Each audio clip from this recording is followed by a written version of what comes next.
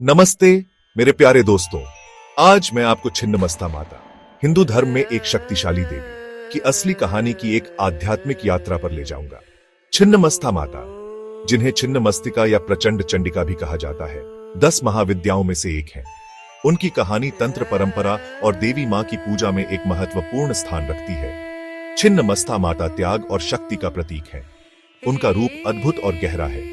उन्हें अपने हाथ में अपना कटा हुआ सिर पकड़े हुए दिखाया गया है।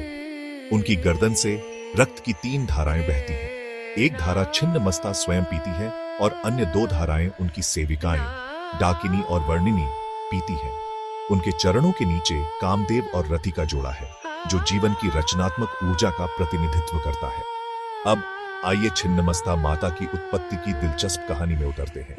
एक बार देवी पार्वती अपनी 2 सहेलियों के साथ स्नान करने गई।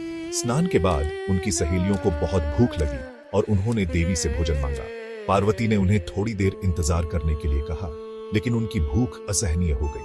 परम त्याग के एक कार्य में पार्वती ने अपना त्रिशूल लिया और अपना सिर काट दिया। उनकी गर्दन से रक्त की 3 धाराएं निकली, एक अपनी प्यास बुझाने के लिए और दूसरी 2 अपनी सहेलियों की तृप्ति के लिए। यह गहन घटना हमें सिखाती है कि सृजन, जीवन और विनाश, मृत्यु एक ही शक्ति के 2 पहलू हैं। अपने बलिदान के माध्यम से छिन्नमस्ता माता बताती है कि सबसे बड़ा कर्तव्य दूसरों की सेवा करना है, भले ही अपनी सुख सुविधा की कीमत पर ही क्यों ना हो। तंत्र परंपरा में छिन्नमस्ता माता को एक उग्र देवी माना जाता है। उनकी पूजा का उद्देश्य साधक को भय और अज्ञान से मुक्त करना है। अहंकार, लालच और अज्ञान को नष्ट करके वह भक्त को आत्म साक्षात्कार की ओर ले जाती है। छिन्नमस्ता माता त्याग और निस्वार्थता का प्रतीक है।